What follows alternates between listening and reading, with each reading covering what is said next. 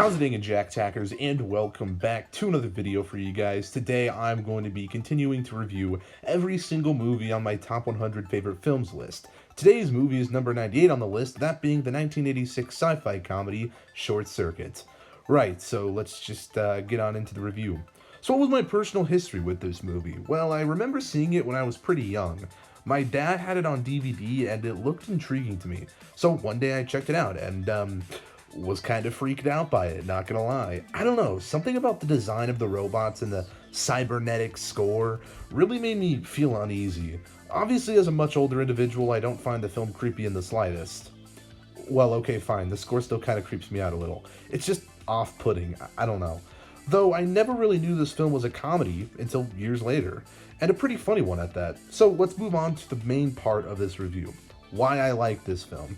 As I previously mentioned, it's funny, not like the best comedy in the world or anything, but there's a few jokes in here that really get me, especially from the character of Ben. Sure, some may seem him as racially insensitive, but you have to remember this film was released in the 80s. If you don't take it too seriously, it can be pretty fun. But yeah, his character drops some of the funniest one-liners in the whole film. His line delivery is just perfect in my opinion. Anyways, kind of going back to the 80s, which I briefly mentioned, this film has tons of 80s cheese. There's a lot of 80s songs, which I enjoy, and just some quirky little moments, like the dance scene between Stephanie and Number 5. They could have easily made this another robot terrorizes town type of film, but they don't. Matter of fact, in some aspects toward the beginning of the film, you almost feel like this movie is going to take itself seriously and be another scary robot flick. But it's not, it's simply a fun comedy overall. I like that. In the process, though, there's signs of a hidden deeper meaning in this movie, like what it means to be alive. They don't address it too much, but it's definitely there. Alright, so what are my thoughts on this film upon rewatch? Well, I think it still holds up tremendously. The only thing I really noticed is that there's a lot of similarities between this and E.T. I noticed a little before, but as I was rewatching this time, I found it even more similar. When the character of Stephanie is introducing Number 5 to her home, it's quite reminiscent of the scene in E.T. where Elliot is showing E.T. his room.